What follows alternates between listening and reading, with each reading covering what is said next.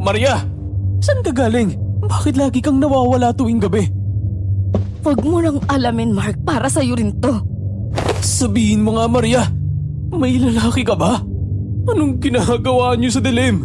Tumigil ka na! Hindi mo gusto yung malaman na totoo. Pipiliin ko ang sakit ng katotohanan kaysa sa kasinungalingan.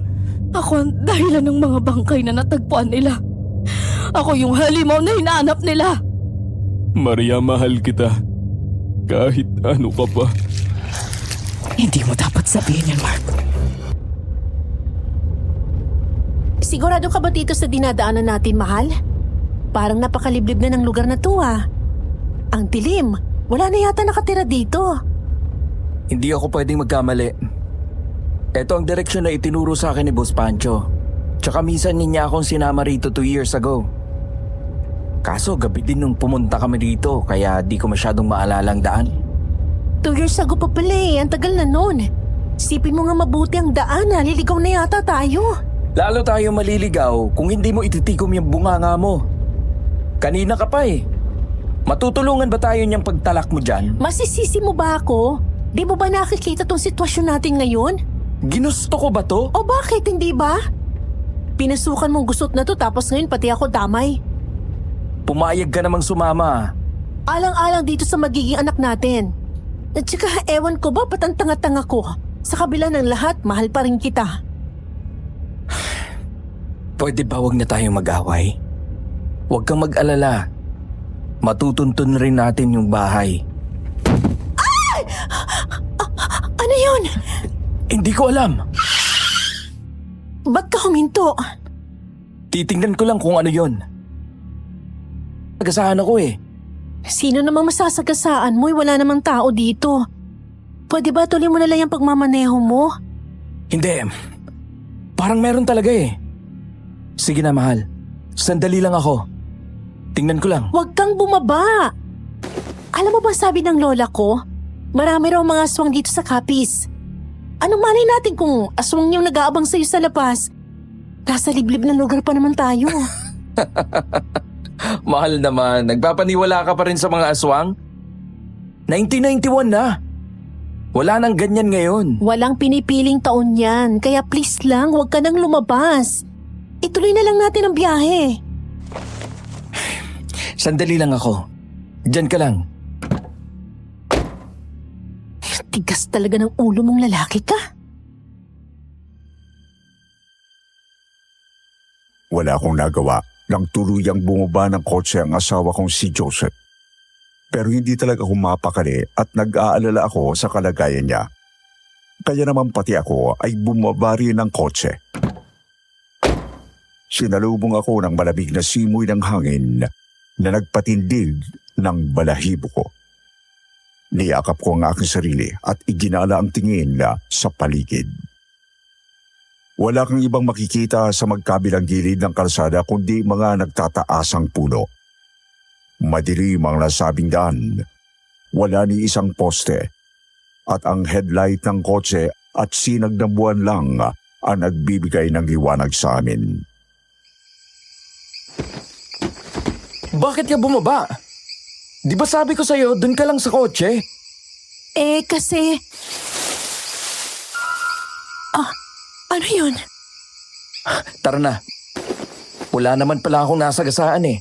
Ituloy na natin ang biyahe. Sige, halika na. Bilisan na natin.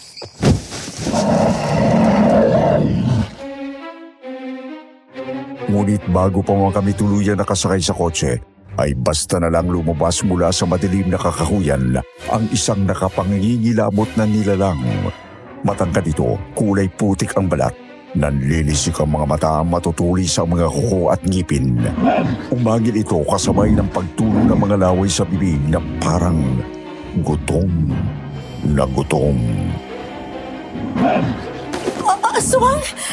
Dito ka lang sa likod ko, mahal. Huwag kang aalis dito. Papatayin niya tayo. Diyos ko, mahal ang baby natin. Hindi ko siya hahayaang saktan kayo ng anak natin. Dadaan muna siya sa bangkay ko bago siya magtagumpay. Huwag kang magsalita ng ganyan. Tinitigan kami ng aswang at mas lalong tumiti ang takot ko nang bumaba ang tingin niya sa tiyan ko. Siguro napansin ito ang nagdadalang tawa ko kahit maliit pa naman ang tiyan ko at nakaitim na blusa ako. Hindi! Hindi mo pwede saktan ang baby ko! Hindi na nagsayang ng oras ang aswang at mabilis kaming sinugod nito. Pero nilabanan naman ito ng asawa ko. Mas malakas ang aswang pero maliksi rin ang aking asawa. Nagawa niyang iwasan ang bawat pag-atake ng halimaw. Mahal! Kunin mong baril sa compartment! Bilisan mo! Nanginginig ang mga kamay ko nang buksan ang pinto ng kotse. Mabilis kong tiningnan ang compartment at hinanap ang baril niya. Pero hindi ko ito makita. Nasaan na ba kasi yun? Munti ko mahanap. Ayan, nakita ko na. Muli akong bumaba ng kotse dala ang baril. Pero natigilan ako nang makita ang isang matangkad at makisig na lalaking tumutulong sa asawa ko. Buong tapang nito ang nilabanan ng aswang, dala ang isang itak. Sobrang liksi nitong kumilos at walang kahirap-hirap na naiiwasan ang bawat pag-atake ng aswang. Nilinong ko ang asawa kong si Joseph na nahirapang tumayo. Nakita ko ang malaking sugat sa kanyang braso at pati na rin sa kanyang mukha. Muntik na ako mapatay ng aswang. Buti na lang at tumating ang lalaking yan para tulungan ako. Sino kaya siya? Hindi ko alam. Basta na lang siyang sumulpot mula sa kakahuyan eh. Pero utang ko sa kanyang buhay ko. Tuloy-tuloy pa rin ang pakikipaglaban ng lalaki sa aswang. Nagtamo na rin siya ng ilang sugat sa kanyang braso. Pero mas maraming beses niyang napuruhan ng aswang. Kinuha naman ni Joseph mula sa akin ang baril. Halimaw ka! Mamatay ka na! Dalawang beses na tama ng aswang sa kaliwang binti nito at kanang braso. May inilabas sa mga buntot pagi ang lalaki at mabilis na ipinanghampas ito sa aswang. Mawala na sanang lahi nyo! Mga hayop kayo! Sa wakas ay napagtanto ng aswang na wala itong kalaban-laban sa kanila. Kaya paika-ika itong tumakbo pabalik sa madilim na kakahuyan. Hoy, aswang! Bumalik ka rito! Mahal, wag mo na siyang habulin. Baka may mga kasama siya. Tama ang asawa mo. Huwag mo lang sundan ang aswang. Masyadong masukal ang kagubatan. Hindi mo to kabisado. Maraming salamat sa tulong mo. Utang ko sa'yo ang buhay ko. Kung hindi ka dumating, ay baka patay na ako ngayon. Wala nga naman. Ako nga pala si Dante. At misyon ko talaga ang pagtugis ng mga aswang. Kaya masaya ako na nakatulong ko sa inyo. Saan ba kayo papunta? Bakit bumabiyahe kayo sa ganitong oras? Nagpakilala kami sa kanya at sinabi namin kung saan kami papunta. Hindi na lang namin sinabi ang totoong rason kung bakit kami nagpunta sa liblib na lugar na yon. Hindi na rin naman niya kailangan malaman ang bagay na ito. Pero napansin namin ang pagsilay ng ngiti niya nang magpakilala kami sa kanya. Kayo pala mga bisita ni Kuya Pancho. Magkakilala kayo ni Boss Pancho? Oo, bayaw ko siya. Magkapatid sila ng asawa ko. At sa katunayan, ibinili niya kayo sa amin. Alagaan raw namin kayo dahil isa ka sa mga pinagkakatiwalaan niyang tauhan.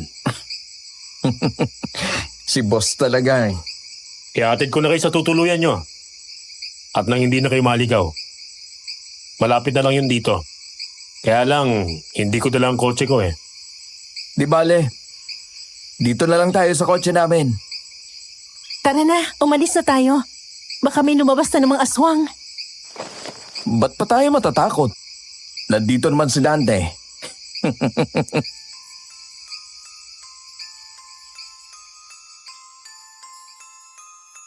Isang mapagpalang araw sa lahat ng mga tagapakinig na bumubuo ng kwentong takip-silim.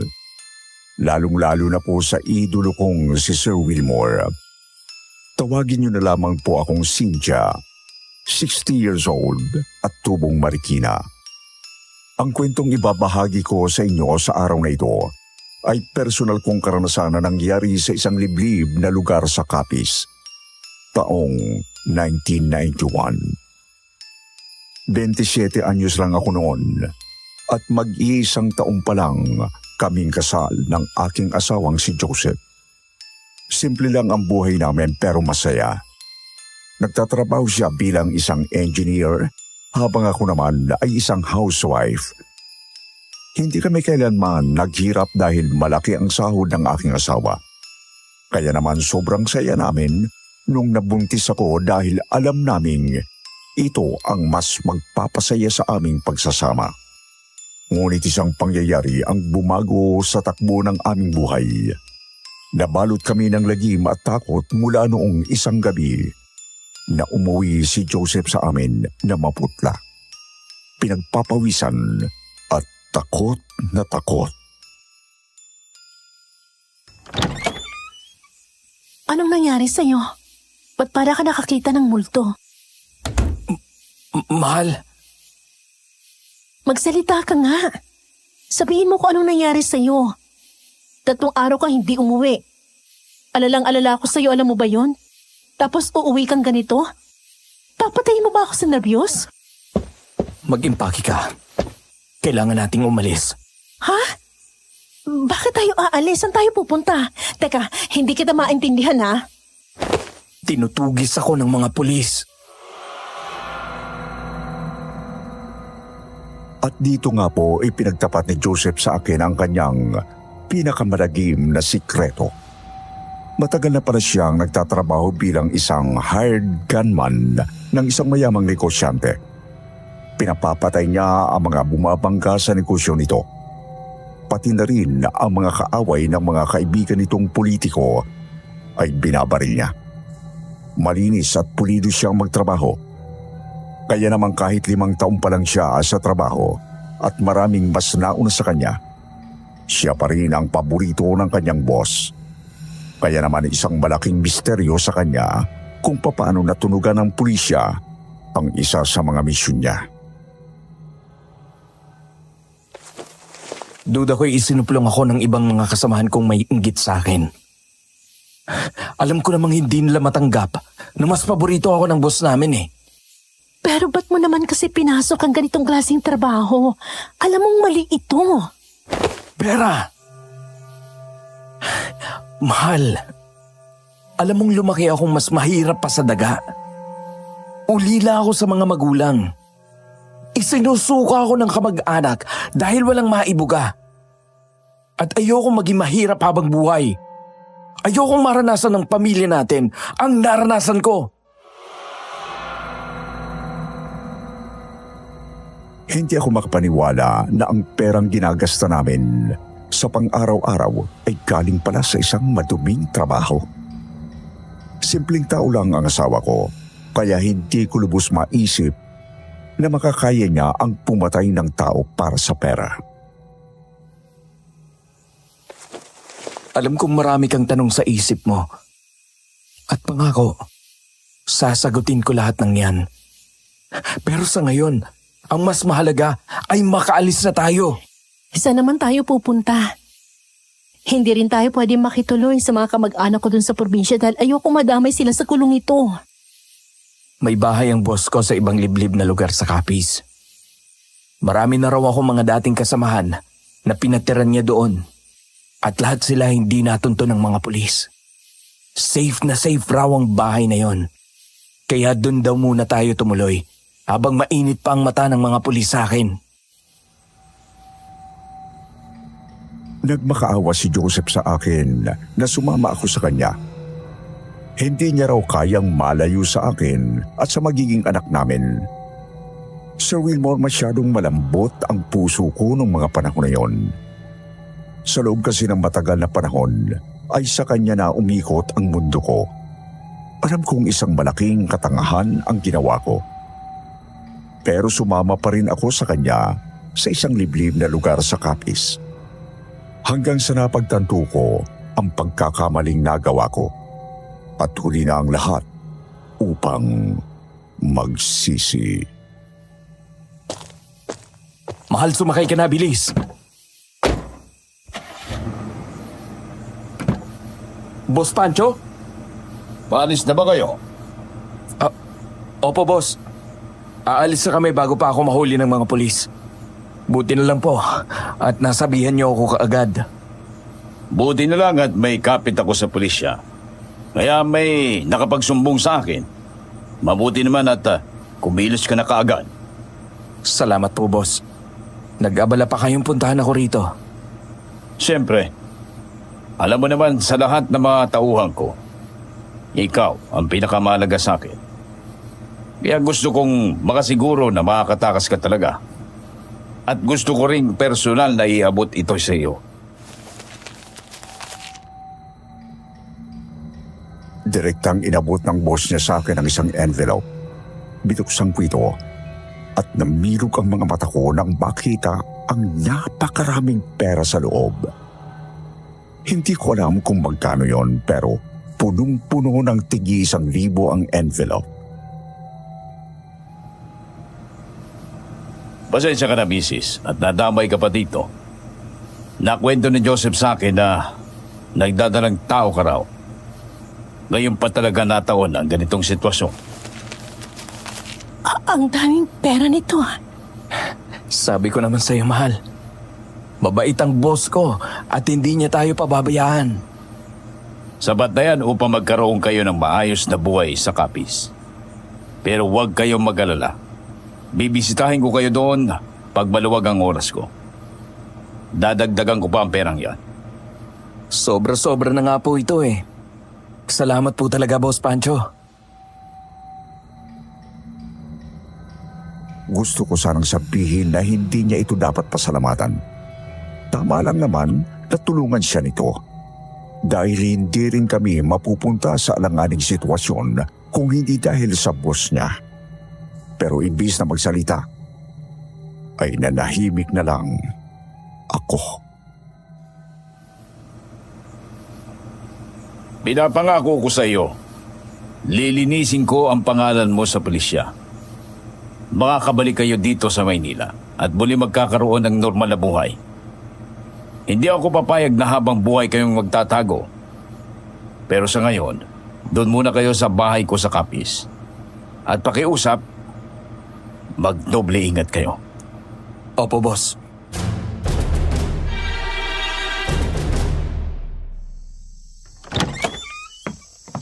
Pinapaalagaan talaga ni Kuya Pancho ang bahay na to para sa mga bisitang tutuloy dito.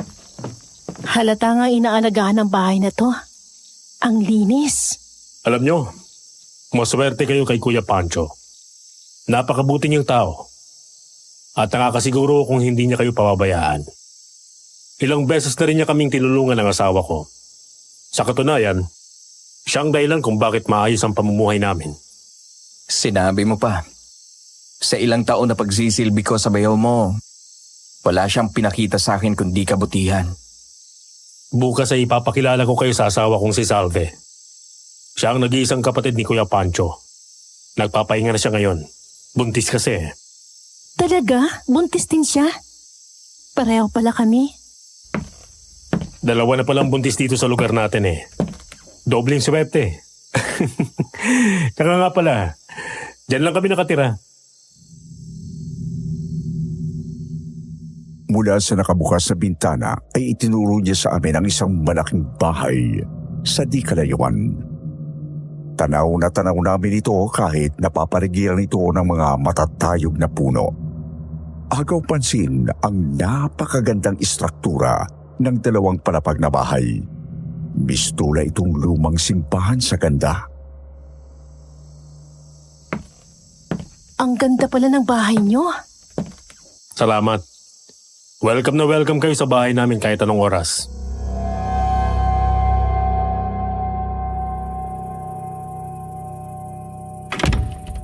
Ano bang problema mo? Okay ka naman kanina. Akala ko ba naiintindihan mo na ang sitwasyon? Nagpapatawa ka ba? Paano ako magiging okay? Isang puganteng asawa ko. At kasama niya ako nagtatago sa otoridad. Tumahimik ka nga. Baka may makarinig sa'yo. Sino namang makakarinig sa akin? Ay napakaliblib ng lugar na to. Kaya nga ayoko dito eh. Ang layo nito sa kabihasnan. Paano ako manganganak dito? Paano kung kailangan ako isugod sa ospital? May kotse naman tayo. Tsaka nandito si Dante. Hindi niya tayo pababayaan. Dahil ibinilin tayo ni Boss Pancho sa kanya. Puro ka na lang, Boss Pancho. Ala ka ng tiwala mo sa hayop mong amo. Eh kung hindi naman dahil sa kanya, wala rin tayo ngayon dito. Sumusobra ka na. Kanina pa ako nagtitimpi sa'yo. Ano ba? Bitiwan mo nga ang kamay ko. Nasasaktan na ako. Huwag na huwag mong pagsasalitaan ng masamang amo ko. Dahil napakalaki ng utang na loob natin sa kanya. Naluha ako sa sobrang higpit ng pagkakahawak niya sa kanang kamay ko. Sir Wilmore, hindi ito ang unang beses na sinaktan ako ng asawa ko. Minsan niya na akong tinulak noon at maraming beses na rin niyang hinawakan ng mahigpit ang kamay at braso ko. Pero lahat ng ito ay pinalagpas ko. Ganun ako katanga sa pagmamahal ko sa kanya. Bitiwan mo sabi ako eh. Nasasaktan ako. Pasensya na, mahal. Hindi ko na malayang humigpit na palang hawak ko sa kamay mo. Hindi na ako muli pang nagsalita nang bitawan niya ako. Diretso akong humiga sa kama nang nakatalikod sa kanya. Sinubukan niya akong kausapin pero nanatili akong tahimik. Niyakap rin niya ako pero hindi ako gumalaw. Ganun palagi ang ginagawa niya pagkatapos niya akong saktan. Lalambingin niya ako at magiging sobrang bait siya sa mga susunod na araw. Ipaparamdam niya sa akin na gusto niyang bumawi dahil mahal na mahal niya ako. At nakakahiya man pong aminin, pero palagi akong nadadala sa mga pangmamanipula niya. Sa gabing yon ay tiniis ko siya. Hindi ko siya kinausap hanggang sa pareho kaming nakatulog. Buksan mo yung pinto. Sino yan? Paring Joseph, ako ito. Oh, parang Dante. Ikaw pala yan. Ang aga mo ah. 5:00 pa lang ng umaga. Nagpunta lang ako dito para ayain kayong mag-agaan sa bahay. Alam kong hindi pa kayo nakakapamalengke. Kaya wala kayong lulutuin ngayon. Plano ko sanang mamalengke mamaya. Tsaka muna yung gawin. Sa ngayon, doon muna tayo sa amin kumain. Nakakahiya naman. Bakit naman? Tayo na nga lang ang magkapit-bahay dito eh. Magkakahiyaan pa ba tayo? Sa bagay, tama naman si paring Dante. Hinintay kami ni Dante habang nagbibihis kami.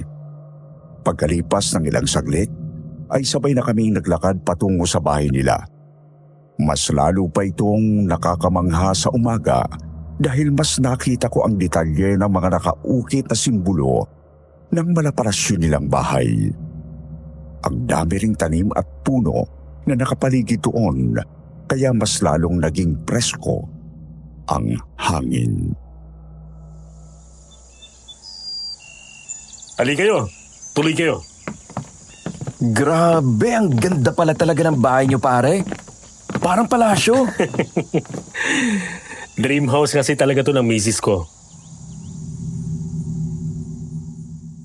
Puro sa mga antigong kagamitan ang nakita ko sa loob ng bahay. Mula sa mga muebles, upuan, mesa, florera, at pati na rin ang eleganteng chandelier. Lahat ng mga ito ay nagpamangha sa akin. Ito kasi ang unang beses na nakapasok ako sa isang mamahaling bahay. Dumiretso kami sa kusina at sinalubong agad kami ng napakaraming pagkain na nakahain.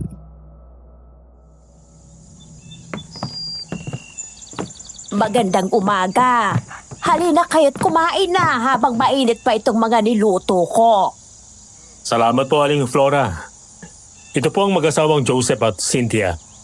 Sila po yung sinasabi ko sa inyo ng mga bisita ni Kuya Pancho. Kinagagal ako kayong makilala. Tawagin niyo na lang akong Aling Flora. Ang nag-iisang katulong dito sa bahay nila. Matagal na akong naninilbihan sa pamilya ni na Pancho.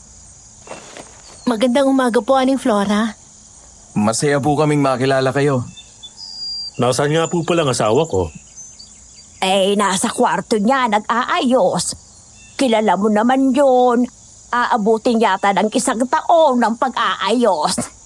Pero ang sabi niya, mauna na raw ho kayong kumain at susunod na lang ho siya. Oh, Joseph, Cynthia. Narinig niyo sinabi ni Aling Flora. Tara na, kain na tayo. Kanina pa ako nagugutom eh. Sabay-sabay kaming naupo at nagsimulang kumain. Sobrang sarap ng mga niluto ni Aling Flora, kaya ganadong-ganado rin kami sa pagkain. Nagkwentuhan naman kami tungkol sa buhay nila. Ang sabi ni Dante ay may mga negosyo daw sila na siyang bumubuhay sa kanila. May isang malaking farm sila sa Capiz at may mga pag-aaring tindahan rin sila sa palengke. Dati ay magkatuwang kami ng aking asawa sa pagpapatakbo ng mga negosyo namin. Pero mula nung nabuntis siya, pinahinto ko na siya.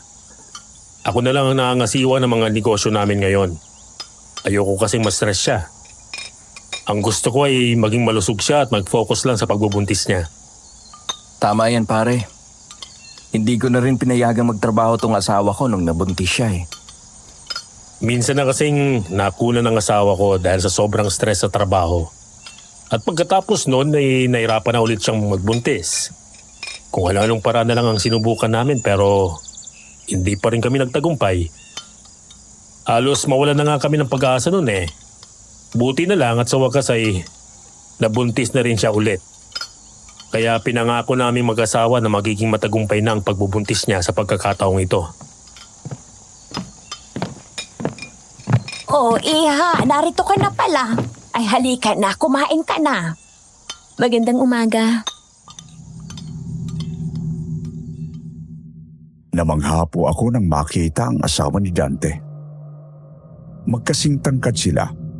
Tila porselana ang kutis niya.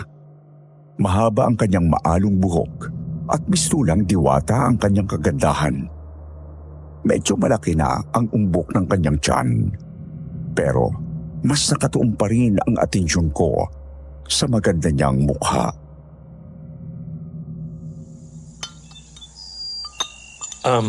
Joseph, Cynthia, ito ang aking asawa, si Salve. Ikinagagal ako kayong makilala. Pasensya na't hindi ko kayo nasalubong kagabi. Maaga kasi ako natulog eh. Nako, wala pong problema. Ano ka ba? Huwag mo nga akong ipupo. Ilang taon lang naman siguro ang tanda ko sa'yo eh. Pero kapatid po kayo ng boss ko. Kahit na. Si kuya lang ang boss mo, hindi ako. Pantay-pantay lang tayong lahat dito. Ang ganda niyong buntis. Para kayong kumikislap sa ganda. Salamat ha. Ikaw rin naman ang ganda mong buntis. Sigurado akong maganda o gwapo ang magiging anak nyo. Salamat. Joseph? Tama ba? Joseph ang pangalan mo, di ba? Oo, tama ka. Gusto kitang pasalamatan sa katapatan mo sa aking kapatid. Ilang beses mo rin daw pinoprotekta ng kanyang buhay. Ginagawa ko lang po ang trabaho ko. Ilang beses ko na siyang pinagsabihan tungkol dyan sa negosyo niya. Pero mula pa noon, matigas na talagang ulo ng kuya ko. Sa totoo lang, walang araw na hindi ako nag-aalala sa kalagayan niya. Kaya't malaki ang pasasalamat ko sa mga kagaya mong tapat na naglilingkod sa kanya. Wala pong anuman. Kaya bilang isa sa mga pinagkakatiwalaang tauhan ni kuya, makakaasa ka na magiging maayos ang buhay niyo dito. Hindi namin kayo pababayaan. Tama ang sinabi ng asawa ko. Narito kami para sa inyo. Oh, sige na. Kumain na ulit tayo. Han, kumain ka na. Alam kong gutom ka na. Iginala ko ang paningin sa buong paligid at pinagmasdan ang mga nakasabit na paintings doon. Si Wilmore nagtaasan ng aking balahibo sa tema ng kanyang mga paintings. Mga taong walang buhay, naliligo sa sariling dugo, wakwak ang katawan. At may iba pang makikita mong pinagpipiestahan ng mga halimaw. Matagal ko na talagang passion ang pagpipinta, bata pa lang ako. Nahinto lang ako nung naging busy ako sa negosyo. Pero nung nabuntis ako, binalikan ko ang painting. Wala rin naman kasi ako masyadong ginagawa dito sa bahay Naboboard ako. Magandang libangan nga ang pagpipinta. Alam kong gusto mong itanong kung bakit ganito ang ipinipinta ko. Tama ka. Ganito lang talaga ang art expression ko. Ang mga ginagawa ko kasi ay base sa mga naririnig ko sa paligid. Ano bang interesting na bagay ang pwede mong marinig dito? Hindi ba tungkol sa mga aswang? Kaya ito rin yung mga pinipinta ko. Hindi ko rin masyadong ipinapakita ito sa ibang tao dahil hindi naman lahat ay makakaintindi. Pero ipinakita ko ang mga ito sa'yo dahil nararamdaman ko ang kabutihan mo. Alam kong hindi mo ako huhusgahan. Oo naman. Tama ka. Unang kukuha talaga ng atensyon mo sa lugar na to ay ang tungkol sa aswang. Sa katunayan, isang aswang pa nga sumalubong sa amin kagabi Mapagbiro ka. Pero oo, naikwento nga ng aking asawang tungkol sa nangyari kagabi. Malaki ang utang na loob namin kay Dante. Sus, ano ka ba? Wala yun. Maraming tao na ang natulungan ng aking asawa laban sa mga aswang. Ginawa niya na itong personal na mission sa buhay. Naikwento nga niya. Tahimik at payapa naman ang buhay namin dito sa probinsya. Pero kailangan mo pa ring magdoble ingat. Totoo ang mga aswang at wala silang sinasanto. Pagkalipas ng mga araw ay naging mas maganda ang relasyon naming mag-asawa, kina Dante at Salve. Sobrang bait nila sa amin at hinangaan rin namin ang kanilang tila perpektong pagsasama. Isang araw ay mag-isa akong pumunta sa palengke. Hindi kasi ako pwedeng samahan ng aking asawa dahil baka may makakita sa kanya. Habang namimili ako ng karne, ay napansin ko ang mga pulis na parabang may hinahanap. Diyos ko, hinahanap ba nila si Joseph? Hindi kaya may nakapagsabi sa kanila na nandito kami sa Capiz? Kailangan kong umuwi at sabihin ito sa asawa ko. Nagmamadali akong umalis sa palengke. At sa pagmamadali ko ay hindi ko na malayang nagbanggaan na pala kami ni Aling Flora. Pasensya na po, hindi ko sinasadya. Nagmamadali lang ako. Aling Flora? Ay, kayo po pala yan. Sinundan kita dahil kanina ko pa napapansing balisa ka. Ano po kasi? Ibang kriminal ang hinahanap nila. Po? Ibang kriminal. Hindi ang asawa mo. Alam niyo po ang tungkol sa... Wala akong hindi nalalaman. Mula pagkabata ako na ang nag-alaga kina Salve at Pancho. Kilalang kilala ko na sila, lalo na si Pancho at ang kanyang mga ginagawa. Kaya ikaw, huwag kang masyadong magpapahalata. Baka yan pa ang maglagay sa inyo sa mas alanganing sitwasyon. Opo. Tapos ka na bang mamalengke? Halika na, umuwi na tayo.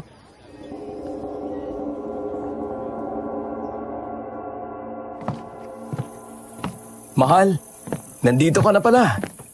Kumusta ang pamamalengke? Ayos naman. Anong ginagawa mo? Ba't mo nilalagyan ng asin ang paligid ng bahay natin? Hindi ba't sinabi mo kagabi na may narinig kang kumakaluskos sa labas ng bahay natin? Kaya ito, nilagyan ko ng asin ang paligid ng bahay natin. Pati sa labas, may mga asin din. Mabisang pangontra raw ito sa mga aswang. Sinong may sabi? Si paring Dante. Tsaka ito pa binigyan niya ako ng buntot pagi. Para may sandata tayo sakaling may sumugod na aswang. Diyos ko, wag naman sana mangyari yan. Wag naman sana. Pero mas mabuti nang handa tayo. Kumilos na ako at nagsimulang magluto ng hapunan namin. Adobo ang niluto ko sa gabing yon dahil ito ang aking specialty. Plano ko kasing dalhan ng pagkain sina Dante at Salve bilang munting pasasalamat ko sa kabutihan nila sa amin. Pagkatapos magluto ay kaagad na akong pumunta sa bahay nila. Binilisan ko ang aking kilos dahil nagdidilim na. At bagaman malapit lang ang mga bahay namin, ayoko pa ring abutan ng dilim sa daan. Salamat dito. Abala pa si Salve sa pagpipinta. Pero pwede mo naman siyang akyatin doon. Sigurado akong hindi yun magagalit. At pakisabi na rin na maghanda na kamo siya at maghahapunan na maya-maya lang. Sige po, Aling Flora. Umakyat ako at pumunta sa silid kung saan siya nagpipinta. Pero wala akong nakitang tao doon. Aalis na lang sana ako at babalik na lang bukas. Pero napadaan ako sa mismong kwarto nilang mag-asawa. Natigilan ako at sumilip sa bahagyang nakaawang na pinto. Tulungan niyo akong ligtas na maisilang ang aking anak. Naway maging malusog at malakas. Kayo ang pinakamakapangyarihan aming anito. Huwag niyo sana akong bibiguin. Namilog ang mga mata ko nang makita siyang hubot-hubad sa loob ng kanilang kwarto. Nangingislap ang kanyang katawan dahil sa mga langis na ipinapahin niya dito. Hinahaplos niya ang kanyang tiyan habang nagdarasal sa isang anito. Anong klaseng anito ba ang tinadasalan ni Salve? Maliit lamang ang rebulto ng nasabing anito. Siguro kasing laki lang ng palad ko. Pero nakapangingilabot tingnan ang anito. Bistulang halimaw ang mga pangil at mahabang buntot na umaaligid sa katawan nito. Bakit niya dinadasalan yan? Nandito ka pala, Cynthia. Dante? Ay, pasensya ka na. Hindi ko sinasadya makiusyoso. Nadaanan ko lang kasi si Salve eh. Gusto ko sana kausapin pero ayoko naman may istorbo ang kanyang pagdarasal. Ayos lang. Ganitong oras ay patapos na rin naman siya. Di ba, Han? Pasok kayo. Nang muli kong lingunin si Salve, ay may suot na siyang puting robe. Nilitaan niya ako at pinapasok sa kwarto. Bagya naman akong nakahinga ng maluwag dahil hindi sila galit sa akin. Pero nagpaliwanag pa rin ako dahil ayokong may iba silang isipin. Ano ka ba? Hindi mo kailangang magpaliwanag. Hindi kami galit. Sino bang dinadasalan mo? Ito ang aming anito. Siya ang nagbibigay ng biyaya sa aming pamilya. Tama. Sa katunayan ay siya rin ang dahilan kung bakit kami nagkaroon ng anak. Ibig sabihin, hindi kayo naniniwala sa Diyos? Hindi. Matagal kaming nanalangin at nanampalataya sa Diyos. Pero hindi niya naman dininig ang aming dasal. Isang anak. Kahit isa lang. Yun lang naman ang hinihingi namin sa kanya. Pero madamot siya. Hindi niya kami pinagbigyan. Pero mula nang sumamba kami sa anito, Sunod-sunod ang biyayang aming natanggap. Hanggang sa muling nabuntis si Salve. Huwag mo sanang isipin na binabastos namin ang inyong Panginoon. Siyempre, nirerespeto namin ang paniniwala nyo. Sinasabi lang namin sa iyo ang mga pinagdaanan namin para mas maintindihan mo kami. Pinilit kong umiti pero sobrang bigat ng pakiramdam ko nung oras na yon. Para kasing nag-iba ang paningin ko sa kanila dahil sa mga nalaman ko. Hindi ko na lang ito pinahalata dahil ayokong sumuma ang loob nila sa akin. Inabutan naman ako ni Salve ng isang maliit na boteng may lamang langis. Kunin mo to. Makakatulong to sa iyo at sa pagbubuntis mo. Pag may nararamdaman kang sakit sa tiyan mo, ipahid mo lang ito kagad. Makakatulong din ito upang hindi ka mahirapan sa iyong panganganak. Salamat. Pagka-uwi sa bahay ay kwento ko kaagad sa asawa ko ang tungkol sa mga nalaman ko. Maging siya ay nagulat at hindi makapaniwala. Pero ang sabi niya ay hindi namin sila dapat husgahan dahil lang magkaiba ang aming paniniwala. Hindi rin naman daw lahat na sumasamba sa Diyos ay mabubuting tao. Baka nga, mas mabubuting tao pa ang mga sumasamba sa anito. Ang bait ng mag-asawang yun sa atin. Kaya hindi tama kung uhusgahan natin sila. Mga kaibigan natin sila eh. Tama ka. Nagulat na siguro talaga ako sa mga nalaman ko. Ano yun? Huwag kang matatakot, mahal. Aswang? May aswang sa labas ng bahay. Hindi yan makakalapit sa atin. Dahil napapaligiran ng asin ang bahay natin. Tumayo ang asawa ko at inabot ang buntot pagi. Ako naman ay nanginginig na sa takot ng oras na yon. Hanggang sa... Aray! Mahal, anong nangyayari sa'yo? Ang sakit na tiyan ko. Humihilab. Hindi ko mapaliwanag. Ha? Hindi mo pa naman kabuwanan ah. Ang liit pa ng tiyan mo. Joseph, kunin mo yung langis. Yung binigay ni Salve sa'yo? Akala ko ba hindi mo gagamitin yun? Kailangan. Sakit-sakit na ng tiyan ko. Wala tayong magagawa. Hindi naman tayo makakalabas ng bahay para humingi ng tulong. Talian mo. Binuhat ako ng asawa ko patungo sa kwarto. Pagkatapos ay pinahiran niya ng langis ang aking tiyan. Sir Wilmore, sobrang namangha ako. Pagkalipas lang kasi ng 1 minuto ay unti-unti nang gumaan ang pakiramdam ko. Parang milagro na nawala ang sakit ng tiyan ko. Totoo nga sabi ni Salve. Epektibo nga ang langis na to. Saan niya raw nabili yan? Bibili tayo na marami. Hindi ko alam eh. Itanong mo sa kanya bukas.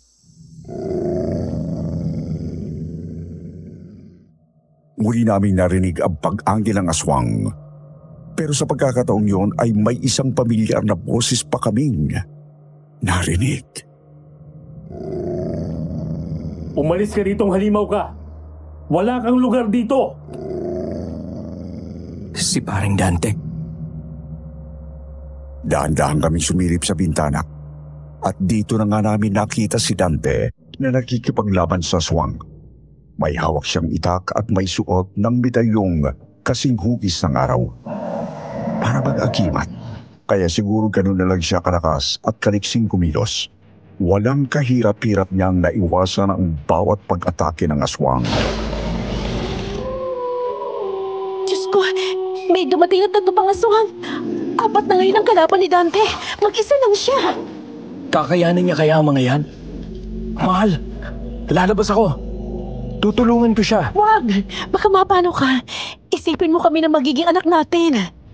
Hindi natin siya pwedeng pabayaan. Pero bago pa makalabas ang asawa ko, ay may narinig kaming boses ng isang babae na tumutulong kay Dante. Muli kaming sumilip sa bintana at nagulat nang makita si Salve na may dala ring itak at nakikipaglaban sa mga aswang. Bakit ka sumunod? Buntis ka, hindi ka pwedeng makipaglaban. Hindi kita pwedeng pabayaan. Labis po akong namangha sa pinakitang lakas at tapang ni Salve.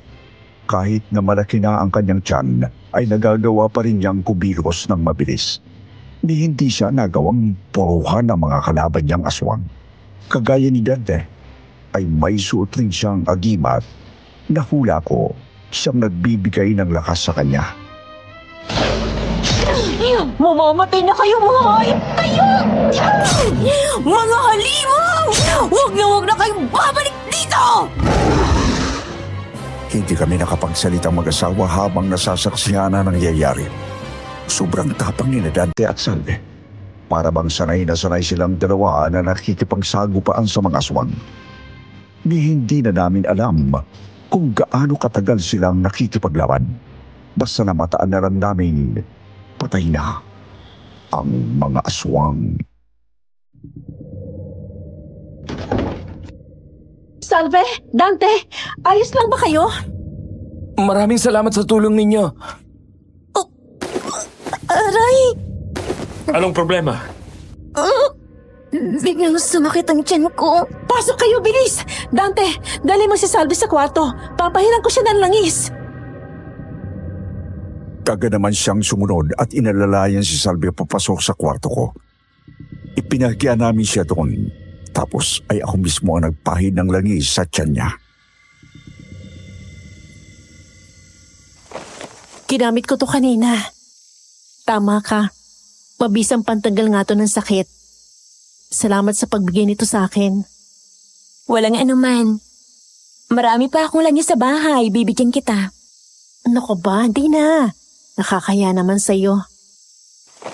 Oh, kumusta ng pakiramdam mo? Medyo mabuti na. Salamat ha. Kami nga dapat ang magpasalamat sa inyo lalo ka na.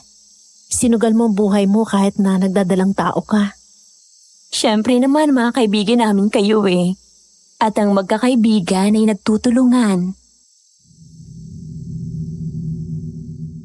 Dahil sa pangyayaring yon, ay mas lalong tumibay ang pagkakaibigan namin. Pinakita nila na handa silang tumulong sa amin at nilagay pa nila sa alanganin ang kanilang buhay upang mailigtas kami. Nawala na sa isip ko ang tungkol sa pagsamba nila sa anito. Ang mas mahalaga kasi sa akin ay napatunayan kong mabubuti silang tao. Araw-araw akong pumupunta sa bahay nila. Lalo pat wala rin naman akong magawa sa amin. Sinasamahan ko si Salve sa kanyang pagpipinta dahil gusto raw niyang may kakwentuhan siya. Hanggang sa isang araw, nang dumating ako sa bahay nila, ay naabutan ko si Dante na binubuhat si Salve. Bakas ang takot at panik sa kanyang mukha.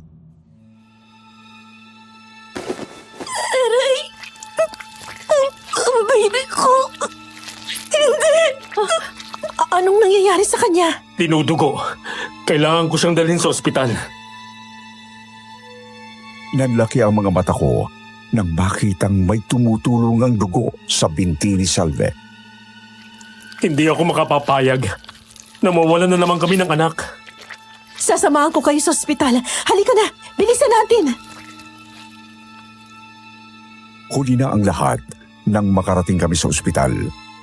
Ginawa ng doktor ang lahat ng kanyang makakaya pero hindi niya na nagawang isalba ang bata. Kita ko kung papaanong nawalan ng kulay ang mukha ni Dante.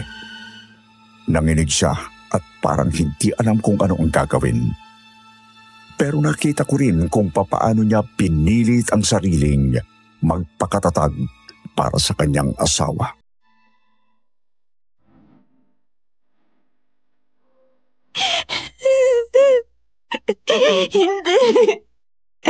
Hindi totoo ang sinabi mo. Hindi papatay ang anak ko. Sinungaling ka. Tama na. Buhay pa ang anak mo. Buhay pa siya. Hindi niya ako iiwan. Nandito lang siya sa sinapupunan ko. Dante, saan ka pupunta?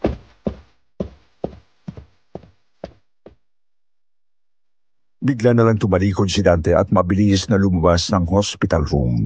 Samantala, iyak pa rin ang iyak si Salve habang hinahawakan ang kanyang tiyan.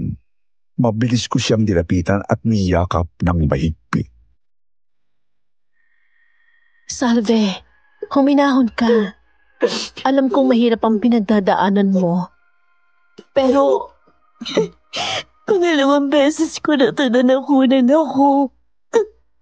Bakit ba ayaw mo ako biyayaan ng anak? Paano kung magsawa na si Dante sa akin? Cynthia, gusto niyang magkaroon ng anak, matagal na. Paano kung iwan niya ako at ibagpalit sa ibang babae na kaya siyang bigyan ng anak? hindi mangyayari yun. Mahal na mahal ka ng asawa mo. Kaya huwag kang mag-iisip ng masama.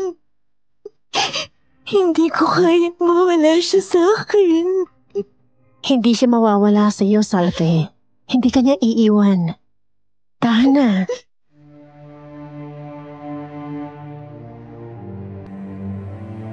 Sir Wilmore, may nagbago kay Salve mula nung nakunan siya. Pero hindi ko rin naman siya masisisi dahil tunay na napakahirap ng pinagdadaanan niya. Mula noong nakauwi siya sa kanila, ay hindi siya madalas na nakikipag-usap sa kahit sino. Mag-isa na lang siyang nagpipinta dahil ayaw niyang samahan ko siya. Gusto raw niyang mapag-isa at mag-isip.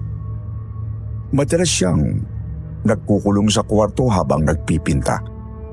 Maging sina Aling Flora ay nag-aalala sa kanyang kalagayan.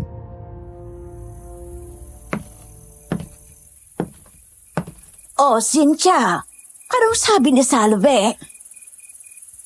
Gusto pa rin daw po niya mapag-isa eh. Sinubukan ko siyang kumbinsihin pero ayaw talaga niya.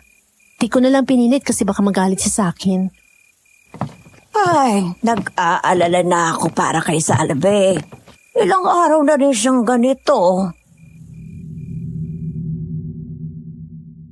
Sabay kaming napalingon ni Dante sa kasalukuyang umiinom ng beer sa sala. Nakatingin siya sa kawalan na parabang may malalim na iniisip. Baka pwede mong kausapin si Dante. Nag-aalala na rin ako para sa kanya eh. Alam kong hindi rin ito madali para sa kanya. Ang alam ko, sinusubukan naman siyang kausapin ng asawa mong si Joseph. Pero parang wala pa rin. Baka sakaling matulungan mo siya. Sige po, susubukan ko. Nilapitan ko si Dante at naupo ako sa tabi niya. Inalok niya ako ng beer pero naalala niyang buntis nga pala ako. Kaya bahagya na lang siyang natawa. Tinumusta ko siya at ang sabi niya ay hindi raw maayos ang kalagayan niya. Dito na nga po niya sinabi sa akin ang mga nararamdaman niya. Hirap na raw siyang pakitunguhan ang kanyang asawa dahil sa estado ng emosyon nilang dalawa. Ayokong sabihin na pagod na ako. Pero parang gano'n na nga ang nararamdaman ko. Mahal ko naman ang asawa ko eh. Pero minsan, parang gusto kong sumuko. Alam kong mahirap ang pinagdadaanan niyo. Pero huwag kang magpapadala sa emosyon mo, Dante. Huwag mong susukuan ang pagsasama niyo. Nagmamahalan kayo eh. At walang kahit na anong pagsubok ang maaaring gumiba sa pagsasama niyo. Hindi ko na kaya. Hindi ko na alam kung anong gagawin ko. Ito ang unang beses na nakita kong umiyak si Dante. Isang matapang na lalaking hindi natatakot na makipaglaban sa mga aswang. Kaya naman nung niyakap niya ako, ay hinayaan ko na lang siya. dahil umaasa akong makakatulong ito upang gumaan kahit papano ang kanyang pakiramdam. Niyakap ko siya pabalik at paulit-ulit na sinabing malalagpasan nila ang kanilang pinagdadaanan. Pero Sir Wilmore, nagulat ako nang bigla niya akong hinalikan sa labi. Dante, huwag! Saglit lang na nagkalapit ang mga labi namin dahil mabilis ko siyang tinulak. Namilog ang mga mata ko habang siya naman ay halatang nagulat rin sa kanyang ginawa. Ginala ko ang paningin ko sa paligid at nakahinga ako ng maluwag nang hindi ko makita si Aling Flora. Baka kasi kung anong isipin niya kung nakita niya ang nangyari. Pasensya na, Cynthia. Hindi ko sinasadya. Uuwi na ako. Sobrang bilis ng paglalakad ko pauwi. Halos hindi ko naman matingnan ang asawa ko pagkarating ko sa bahay. Nahihiya ako at nakukonsensya ako sa kanya. Kahit wala naman akong ginawang mali. Hindi naman ako nang halik at hindi rin ako tumugon sa halik ni Dante. Pero kahit ganun, pakiramdam ko'y nagtaksil pa rin ako sa asawa ko. Kinabukasan na iwala si Joseph sa tabi ko nung gumising ako. Hinanap ko siya sa buong bahay pero hindi ko siya nakita. Kaya naman kahit ayoko muna sanang bumalik kina Salve, ay napilitan akong pumunta doon para hanapin ang asawa ko. Ano po? Isinama siya ni Dante sa manukan? Oo, nabuburyong na raw kasi ang asawa mo sa bahay. Wala siyang magawa, kaya naisipan ni Dante na dalhin siya sa manukan at bigyan ng trabaho doon. Alam niyo naman po hindi pwedeng umalis si Joseph dito. Paano kung... Huwag kang mag-alala. Hindi pa babayaan ni Dante ang asawa mo. Tsaka nasa isang liblib na lugar rin ang manukan namin. Hindi ito basta-basta matutunto ng pulisya. Tama si Salve, kaya huwag kang mag-alala, Cynthia. Salve, kumusta ka na?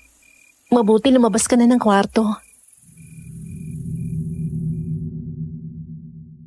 May kakaibang liwanag sa mukha ni Salve nung araw na yon. Nagagawa niya ng umiti na parabang wala siyang pinagdaanan. Masaya akong makita siyang ganon, pero hindi ko rin maiwasang magtaka.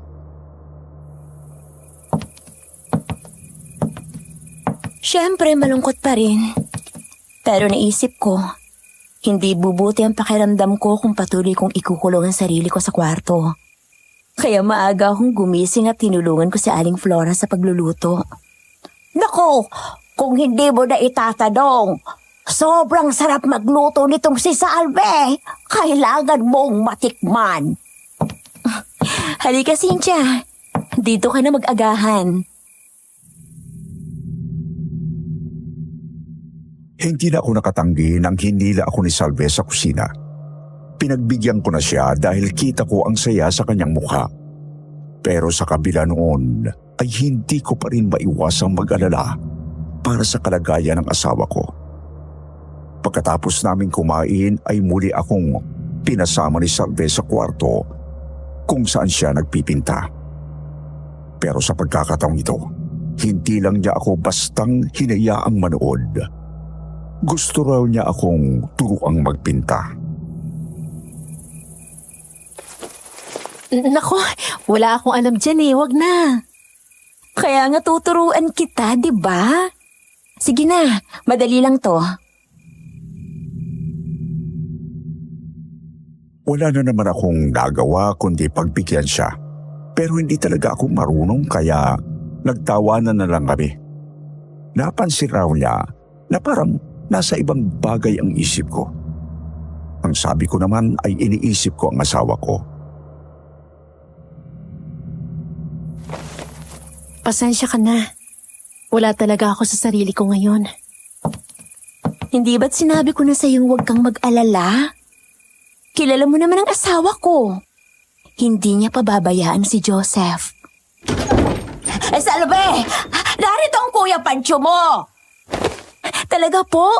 Akala ko sa susunod na buwan pa siya bibisita. Sige po, bababa na kami. Magkasama kaming bumaba ni Salvi sa sala at laking gulat namin nang maabutang sinusuntok ni Pancho si Dante. Hindi lumalaban si Dante at hinayaan lang niyang saktan siya ni Pancho. Hayop kang lalaki ka. Hindi ka ba nag-iisip? Napakabobo mo! Patawarin niyo po ako, kuya. Ano pang silbi ng paghingi mo ng tawad? Mababago pa ba niya ang nangyari? Kuya, ano bang nangyayari dito? Bakit mo sinasaktan si Dante? Bakit hindi mo tunangin ang magaling mong asawa? Kung anong nangyari? Oh, nandito pala si Cynthia.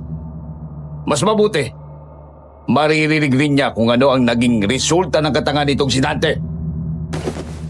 Ano po bang nangyari? Han, bakit ka lumuluhod? Tumayo ka nga. Ano bang nangyayari? Hindi ko kayo maintindihan. Dinala ng asawa mo si Joseph sa Manukan. At doon siya nahuli ng mga pulis. Ano? Patawarin mo ako, Cynthia. Hindi ko naman alam na may mga trabahante pala akong nagdodroga. Ni-raid ng pulis ang Manukan. At dito na nga nila nahuli si Joseph. Matagal akong hindi nakapagsalita.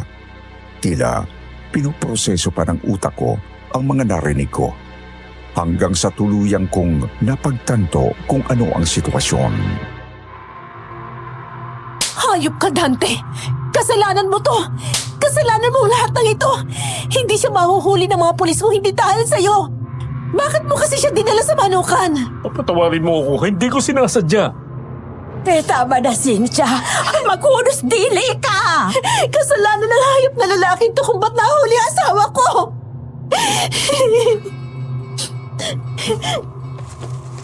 Huwag kang mag-alala, Cynthia.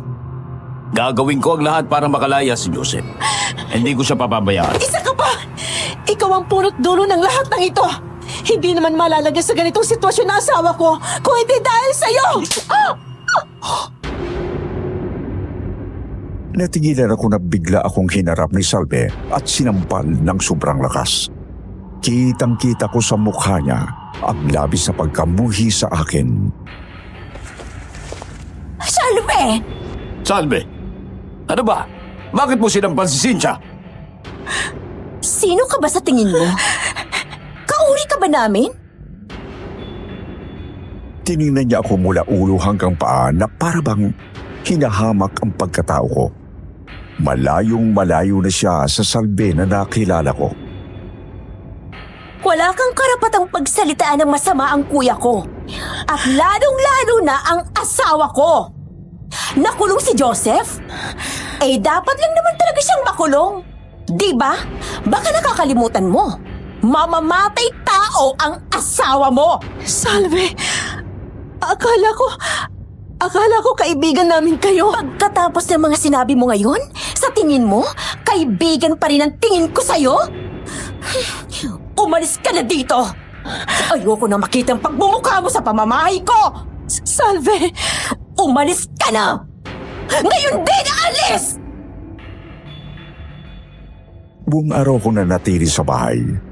Umiiyak at nag-aalala para sa kalagayan ng asawa ko. Pinuntahan ako saglit ni Pancho para muling mangako na ilalabas niya ang asawa ko sa kulungan. Pero umalis din siya kaagad dahil masyado kong emosyonal at patuloy siyang sinisi. Nakatulog na lang ako sa kaiiyak at nagising ako ng bandang 10:00 ng gabi. May narinig kasi akong mga kaluskos sa labas ng bahay at may narinig rin akong pagaspas ng isang tira. Malaking ibon. Ano yun?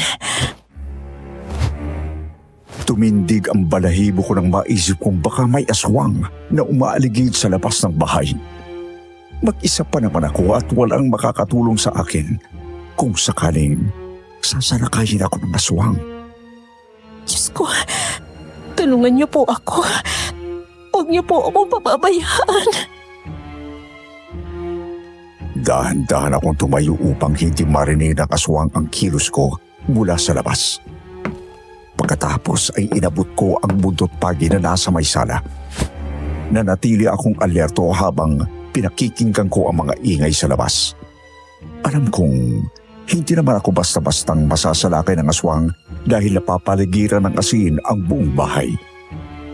Pero hindi pa rin ako nagpakakampante. Nanatili akong alerto. Habang nagmamatsyag sa paligid ay may narinig na naman akong ingay sa labas. Isang pamilyar na boses ng lalaki. Ang namataan kong tila nakikipaglaban sa aswang. Bumalik na naman kayo dito! Bakit ba ayaw nyo kaming tigilan? Dahan-dahan akong sumilip sa isang maliit na siwang sa may bintana. At dito ko nakita si Dante na magiting na nakikipagsagupaan sa aswang. Kagaya ng dati, sobrang lakas pa rin niya at napakaliksing kumilos. 2 malalaking aswang ang kanyang kalaban pero walang kahirap-hirap niyang naiilagan ang bawat pag-atake ng mga ito. Hindi ko na alam kung gaano siya katagal na nakikipaglaban sa mga ito. Nakita ko na lang na natumba na siya sa lupa at akmang sasakmalin na sana siya ng aswang. Pero bago pa man ito tuluyang nakalapit sa kanya, ay mabilis niya itong sinaksak gamit ang dala niyang sandata. Bumulagta na sa lupa ang aswang pero hindi pa rin niya ito tinitigilan. Hayop ka! Halimaw! Mawala na kayo sa mundong to! Tila nawala sa isip niya na may isa pa siyang aswang na kalaban. Hindi niya na malayan na inaatake na siya nito mula sa kanyang likod. Kaya naman, hindi ko na napigilan ang sarili kong sumigaw. Dante! May aswang sa likod mo! Nanlaki ang kanyang mga mata, indikasyon na narinig niya ako. Mabuti na lang at mabilis siyang nakakilos bago pa man siya inatake ng aswang. Nakaiwas siya at kaagad namang inatake ang halimaw. Napuruhan ang aswang sa may kanang braso nito. Bakas ang paghihina sa mukha nito, kaya naman kinuhanan ni Dante ang pagkakataong ito upang atakihin ng sunod-sunod ang halimaw. Sinubukan lumaban ng aswang pero wala itong naging panama sa lakas at liksi ni Dante. Isang saglit lang ay nakita kong pinubutan niya ng ulo ang aswang at tuluyan itong bumagsak sa lupa. Nabunutan ako ng tinik sa dibdib na makasigurong wala ng aswang sa labas. Kumatok naman si Dante sa pinto upang siguraduhin maayos ang kalagayan ko. Pinagbuksan ko naman siya at pinapasok sa bahay. Maraming salamat sa tulong mo. Walang anuman. Kulang pa yung pambawi sa kasalanan ko sa'yo. Buti naman alam mo. Pero hindi ka makakabawi sa akin hanggat hindi yun ilalabas sa kulungan ng asawa ko. May kailangan kang malaman. Ano yun? Sir Wilmore, kinilabutan ako nang mapansin ang kakaibang ngiti sa mukha ni Dante. Para bang hindi na siya ang Dante na nakilala ko. Tinagod niya ako ng tingin mula ulo hanggang paa na para bang pinagnanasahan ako. Tinodya kong isama si Joseph sa Manukan para maitimbre ko sa mga pulis ang kinaroroonan niya. Hayop ka? Bakit mo ginawa yun? Anong kasalanan namin sa'yo, ha? Dahil gusto kitang masolo. Ano? Nababaliw ka na ba? Mula pa nung unang beses kitang nakita, ay nagkagusto na ako sa'yo. At habang tumatagal, mas lalo lang lumalalim ang nararamdaman ko para sa'yo. Kaya hindi ko matanggap na isang mamamatay taong kagaya ni Joseph ang nagmamay-ari sa'yo. Pwede ba? Hindi ako pag-aari ng kahit na sino. Inggit na inggit ako sa kanya. Para akong pinapatay. Kaya naisip ko na kung mawawala na siya sa landas natin, magkakaroon na ako ng pagkakataong maangkin ka. Nababaliw ka na, Dante. Kailanman hindi ako magiging iyo. Isa pa, kasal ka na. May asawa ka. Ano na lang ang mararamdaman ni Salve pag nalaman niya to? Hindi naman niya kailangang malaman to eh. Cynthia, simple lang naman ang gusto ko mula sa'yo. Alam mo bang marami akong koneksyon sa pulisya? Kilala ko ang mga humuli sa asawa mo. At kayang-kaya ko siyang palayain bukas mismo. Kung ganon, palayain mo na siya, Dante. Nakikiusap ako sa iyo. Maawa ka naman sa aming mag-asawa. Pero sa isang kondisyon. Ano yun? Gusto kitang angkinin sa gabing ito. Kahit isang gabi lang. Gusto kong maramdaman na aking ka. Dante, pakiusap. Huwag mo naman tong gawin. Ano naman ngayon? Wala namang mawawala sa'yo Katawan lang naman yan. Napakababoy mo. Baka nakakalimutan mo buntis ako. Isang gabi, kapalit ng kalayaan ng asawa mo. Pag-isipan mong mabuti. Iyak ako ng iyak. Nanginginig na ang aking katawan nung oras na yon. Sir Wilbur, ayokong gawin ang gusto niya dahil hindi ako ganong klaseng babae. Pero desperado na ako. Ang gusto ko lang naman ay makalaya si Joseph. Kaya sa huli, ay nakagawa ako ng isang desisyong pinagsisisihan ko. Pumayag ako sa gusto ni Dante.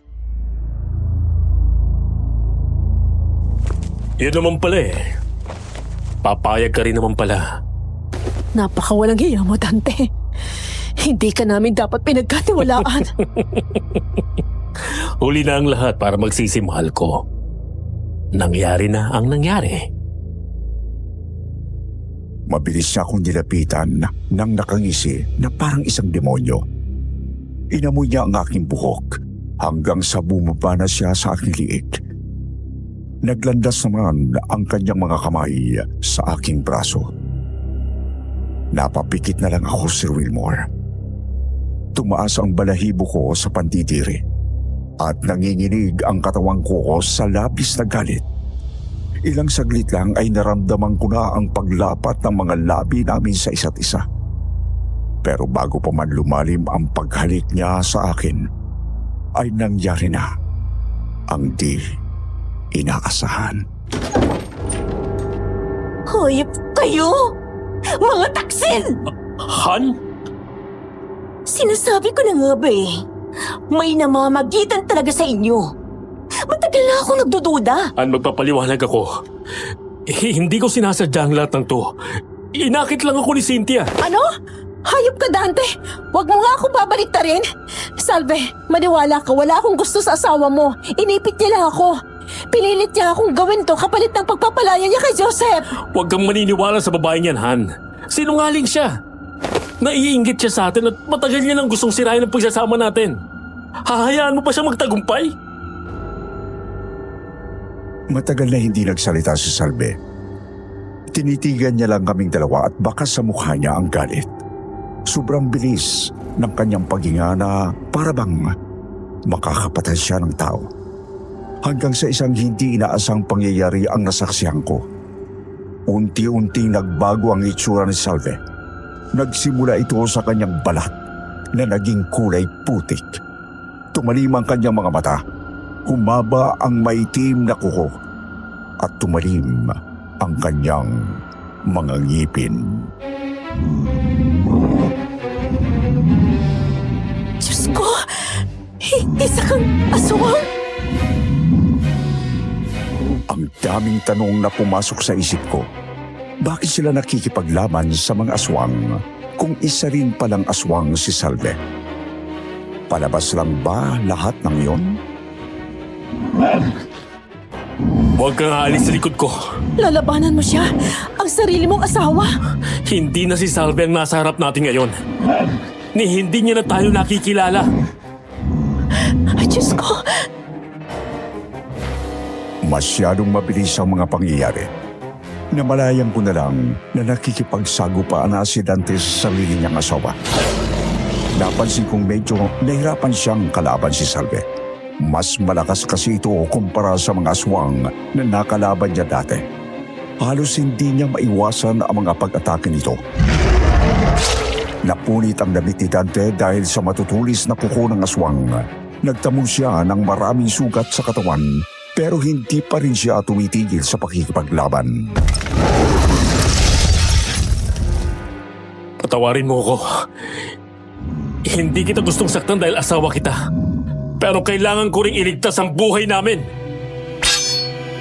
Kinuha ni Dante ang nitak at sinubukang sugurin ang aswang. Pero bago pa man siya makalapit dito, ay naunahan na siya ni Salve.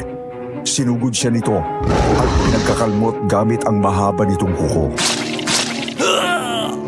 Tuluyang nanghina si Dante at hindi na nagawa pang lumaban.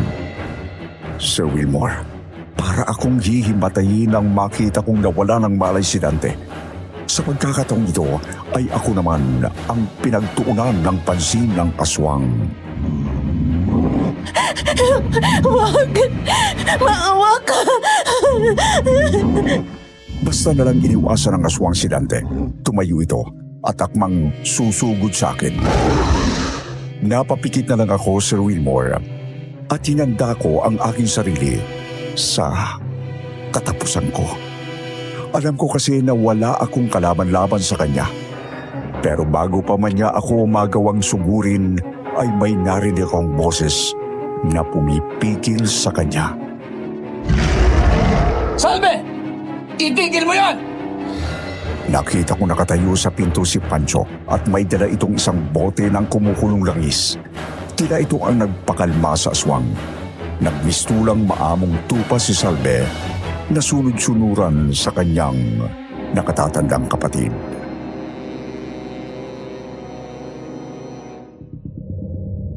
Hindi mo siya pwedeng batayin. Huwag mong kalilimutan ang mga plano natin. Anong plano niyo? Malalaman mo rin. Teka, bakit mo ako hinahawakan? Anong gagawin mo sa akin? Bitiwan mo nga ako!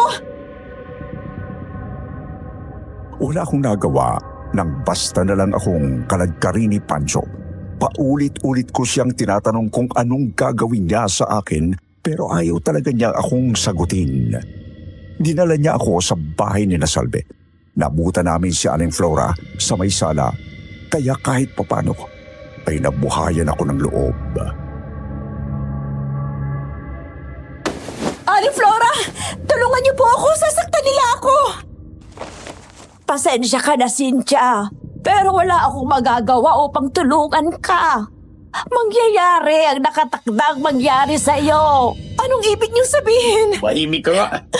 Naririnig ako sa iyong babae ka. Umakyat kami at pinapasok niya ako sa pinakadulong silid sa itaas. Basta niya lang akong itinulak dahilan para bumagsak ako sa sahig. Nag-alala ako para sa dinadala kong bata, kaya hinawakan ko ang aking tiyan.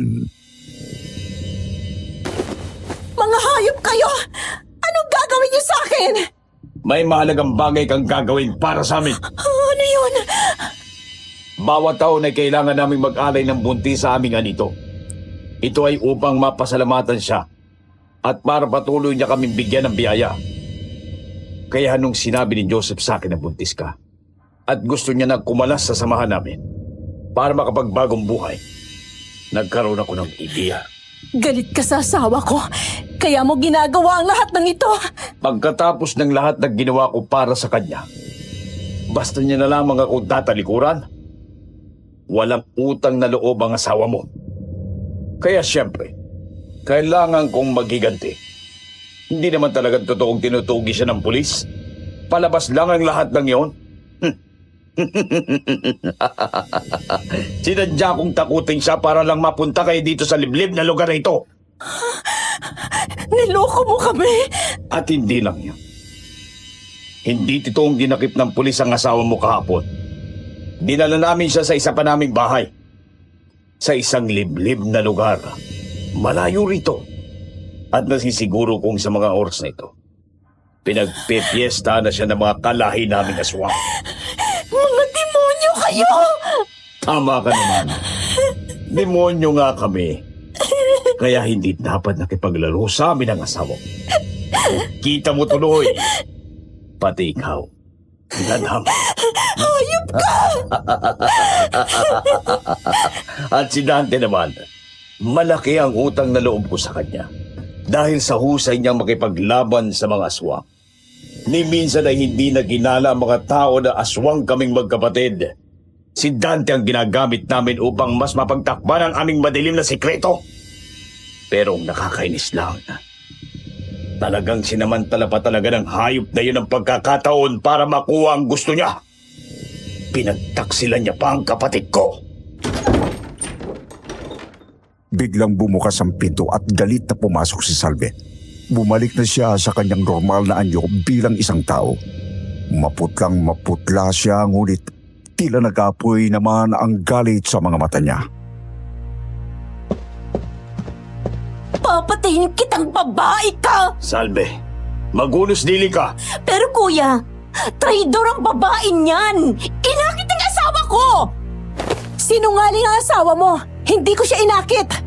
At huwag na wag mo akong tatawagin traidor dahil sa ating dalawa, ikaw ang totoong traidor! Simula pa lang, alam mo nang binabalak ng kuya mo sa amin, pero ano ginawa mo? Pinaniwala mo ako na kaibigan kita! Kuya, hayaan mo na lang ako patayin ang babaeng to! Kinamumuhian ko siya! Di pwede. Baka nakakalimutan mo. Alay natin siya. Iniwan ako ni Pancho at Salve sa loob ng kwarto. Nakalak ang pinto at hindi ko rin mabuksan ang bintana. Alatang sinigurado nilang hindi ako makakatakas. Bandang alas 11 ng gabi ay nagising ako at nagulat nang makita si Dante sa loob ng kwarto. Ano ginagawa mo dito? Shh! Huwag kang maingay. Itatakas kita. At ba't naman ako maniniwala sa'yo? Dahil ako na lang ang pag-asa mo. Kung gusto mo pang mabuhay, bukas na bukas ay iaalay ka nila sa anito. At sa oras na makuha ng anito ang kaluluwa mo, pagpepiestahan ng mga aswang ang katawan mo. Aaminin ko kinilabutan ako sa sinabi ni Dante. Tama siya. Kahit na hindi ko siya pinagkatiwalaan, siya na lang ang nag-iisa kong pag-asa upang makatakas. At kailangan kong gawin ang lahat upang iligtas ang aking buhay. Huwag kang maingay. Dahan-dahan lang. Sumunod ka lang sa akin. Kabisadong-kabisado ni Dante ang pasikot-sikot sa bahay na yon. Kaya alam niya rin kung saan kami dadaan nang hindi namamataan ng kahit sino. Sir Wilmore, sobrang bilis ng kabog ng dibdib ko nung oras na yon. Alam ko kasi na pag nahuli kami ng magkapatid na Pancho at Salve, ay katapusan ko na.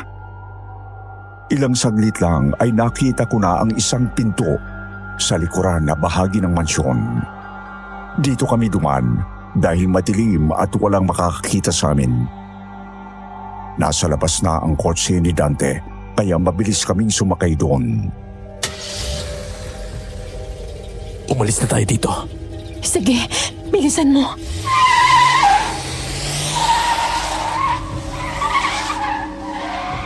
Nakahinga ako ng maluwag dahil nagawa naming lumayo sa lugar na yon.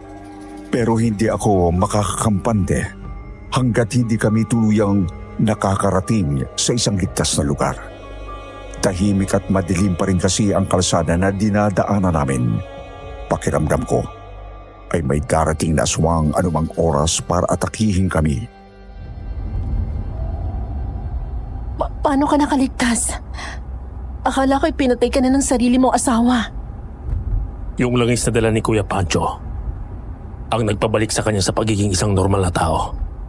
Kaya nung nakilala niya ako, sa kabila ng galit niya sa akin, ay hindi pa rin niya ako kayang patayin. Mahal na mahal ako ng asawa ko. Pero nagawa mo pa rin siyang lokohin. Anong klase kang asawa? Patawarin mo ako, Cynthia. Hindi ko sinasadya ang nangyari. Nadala lang talaga ako ng emosyon ko, pero kaya ako ginagawa tong ngayon ay para makabawi ako sa'yo. Ang laki ng kasalanan ko sa inyong mag-asawa. Pero bakit ka nagpakasal sa isang aswang? Hindi ko naman alam na may lahi pala silang aswang eh. Nung una kong nakilala si Salve, namangha ako agad sa kagandahan at kabaitan niya. Siya na ang pinaka-perpektong babaeng nakilala ko sa buong buhay ko. Kaya naman niligawan ko agad siya. At sobrang saya ko nung nalaman kong pareho pala kami ng nararamdaman. Hindi nagtagal ay nagpakasal kami. At halos 1 taon pagkatapos naming ikasal, ay saka lang niya ipinagtapat sa akin ang tungkol sa pagiging aswang niya. Humingi raw ang pamilya ng tulong nila mula sa isang sinaunang anito. At ang anito na yon ang nagbibigay sa kanila ng kayamanan at kapangyarihan. Pero ang kapangyarihang ito naman ang siya ring dahilan kung bakit sila naging aswang. At hindi mo pa rin siya iniwan. Kahit sinabi niya na sa iyong katotohanan. Dahil mahal na mahal ko siya. At walang kahit na anong madilim na sekreto ang mag-uudyok sa aking iwan siya. Isa pa, hindi siyang tipikal na aswang na nananakit at pumapatay ng tao. Puros mga hayop lang ang kinakain niya sa nakalipas na mga taon. Paano naman si Pancho? Kagaya ba siya ni Salve na hindi rin kumakain ng tao? Hindi. Magkaiba sila. Pero mahal na mahal ni Kuya Pancho ang kanyang bunsong kapatid. Prinsesa ang turing niya sa asawa ko. At gagawin niya ang lahat upang protektahan at pasayahin ito. Kaya sa kabila ng kasamaan ni Kuya Pancho, ay hindi rin siya magawang itakwil ng asawa ko. Anong plano mo ngayon? Babalik ka pa ba sa kanila pagkatapos mo akong tulungang makatakas? Tsaka kung hindi ka nila mapapatawa dito sa ginagawa mo ngayon. Pagod na rin ako sa ganitong klaseng buhay. Ayoko na. Kaya oo, babalik pa rin ako sa kanila. Susubukan kong kumbinsin ang asawa ko na magsimula ng panibagong buhay. Malayo sa demonyo niyang kapatid. Galit siya sa'yo, Dante. Sa tingin mo, pakikinggan ka niya? Baka pagtapok mo palang na bahay niyo, patayin ka na nila. Sa puntong ito, wala na akong pakialam kung mamatay man ako. Bahala na kung anong mangyayari sa akin. Nababaliw ka na ba? Ano yun? Mukhang nasundan tayo ng mga aswang. Ano? Huwag kang matakot. May mga dinala akong panlaban sa aswang. Hindi ka nila masasaktan. Dante, nakikita mo ba yun? May nakaharang na aswang sa dadaanan natin. Si Salve. Paano ka nakasisiguro siya nga yan? Kilalang kilala ko na ang asawa ko. Wala kaming nagawa kundi ihinto ang kotse dahil nakaharang si Salve sa daanan. Masyadong madilim at tahimik ang kalsada at walang kahit sinong makakatulong sa amin. Kinilabutan ako, Sir Wilmore. Naisip ko na baka dito na matatapos ang lahat. Baka hindi na ako makaligtas pa sa pagkakataon nito. Huwag kang bumaba! Kailangan ko siyang harapin. Ito lang ang tanging paraan. Pero... Marunong ka bang magmaneho? Oo, bakit mo tinatanong yan? Kung magkakagipitan na, ikaw na magmaneho ng kotse. Ha? At kung kinakailangan, iwan mo na ako. Hindi ko magagawa yan, Dante. Makinig ka na lang sa akin. Unahin mong sarili mo. May dinadala kang sanggol sa iyong sinapupunan. Iligtas mo ang buhay niyo ng anak mo. Salve! Tapusin na natin to! Diyos ko! Mabilis kong inilak ang pinto ng kotse dahil baka may iba pang aswang sa paligid. Nakita ko na naman ang pagkaharap ni Dante at Salve. Walang sinayang na oras si Salve at kaagad na sinugod si Dante. Mabuti na lang at nagawa nitong umiwas sa mga pag-atake ng aswang. Pero tila mas lumalakas ang aswang dahil sa nararamdaman nitong galit. Ilang beses nitong napuruhan si Dante hanggang sa tuluyan nitong bumagsak sa lupa. Diyos ko! Mapapatay yata si Dante ng sarili niyang asawa!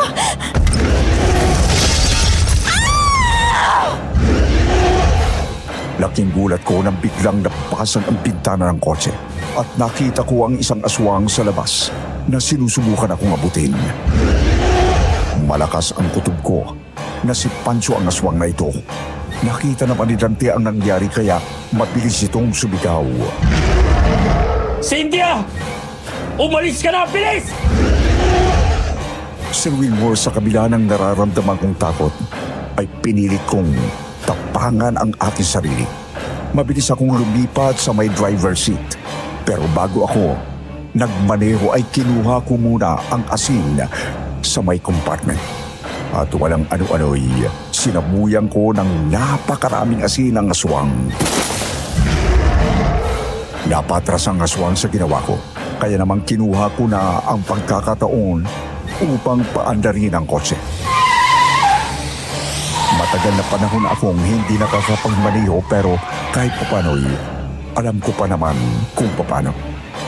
At saka wala na rin talaga akong ibang magagawa noon kundi ang tumakas. Bilisan mo, Cynthia! Umalis ka na!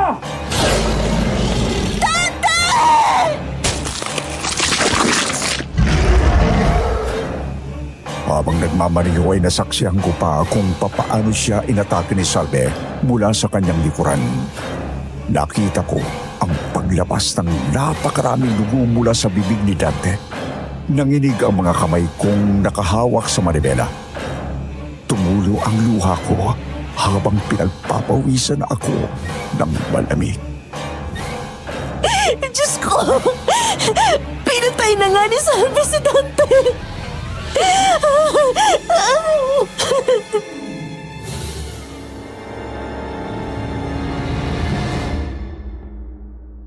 Sa kabila ng panginginig ng aking katawan sa takot, ay pinagpatuloy ko pa rin ang pagmamaneho. At nakahinga ako ng maluwag nang makakita ako ng liwanag sa hindi kalayuan. Sa wakas, ay nakarating na rin ako sa main highway. Ligtas na ako. Ligtas na ako. Diyos ko. Maraming salamat po.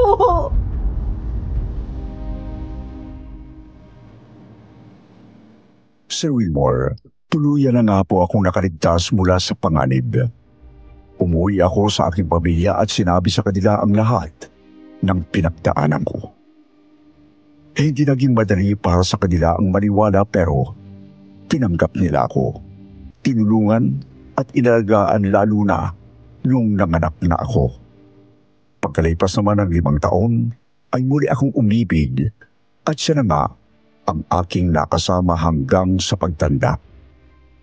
Nagkaroon kami ng 3 anak at namuhay ng simple at malayong-malayo sa madilim kong buhay noon. Sana po ay nagustuhan ninyo ang aking kwento. Maraming salamat po sa pagkakataong ito na maibahagi sa inyo ang aking nakapangingilabot na karanasan.